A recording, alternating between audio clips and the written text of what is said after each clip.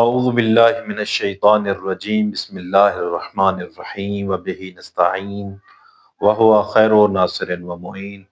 مومنین کرام السلام علیکم ورحمۃ اللہ وبرکاتہ۔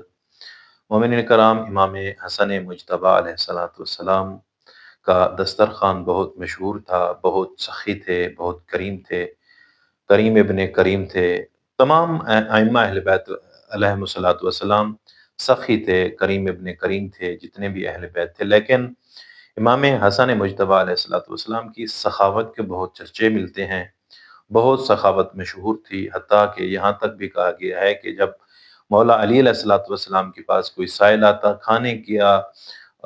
کھانے کا کہتا، کچھ سوال کرتا، تو مولا علی علیہ السلام کے بارے میں بھی ملتا ہے کہ وہ فرماتے تھے کہ جاؤ فلانی جگہ پہ امام حسن مجتبیٰ علیہ السلام کا دسترخوان موجود ہے، جا کے وہاں سے آپ اپنا پیٹ بھر کے کھانا کھا لو، اپنی احتیاج کو پورا کر لو۔ روایت میں ملتا ہے کہ ایک بندہ امام حسن مجتبیٰ علیہ السلام کے پاس آتا ہے اور آ کے سوال کرتا ہے کہ ابن رسول اللہ، آپ بھی سخی ہیں، حاتم طائی بھی سخی ہے، آپ کی سخاوت اور حاتم طائی کی سخاوت میں کیا فرق ہے؟ آخر وہ بھی سخی ہے، آپ بھی سخی ہیں۔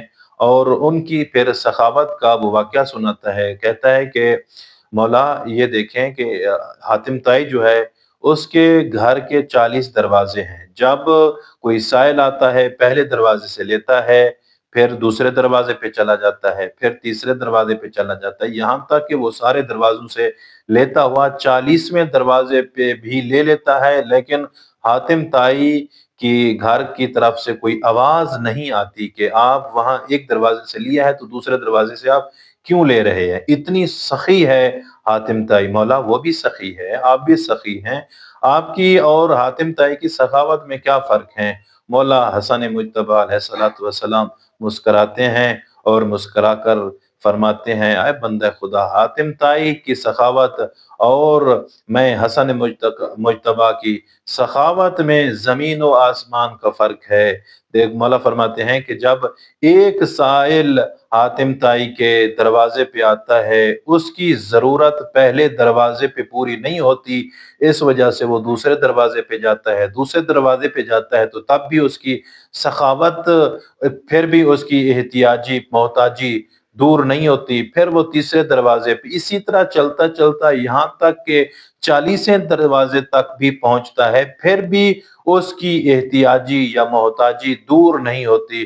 لیکن میں امام حسن مجتبیٰ کا سخاوت کا وہ دروازہ ہے، جب بندہ ایک دفعہ آتا ہے تو میرے گھر سے اتنا اس فقیر کو، اس سائل کو عطا ہوتا ہے کہ اس کی محتاجی کلی طور پہ دور ہو جاتی ہے، پھر اسے مانگنے کی ضرورت نہیں ہوتی۔ یہی فرق میری سخاوت میں اور اس حاتم طائی کی سخاوت میں ہے۔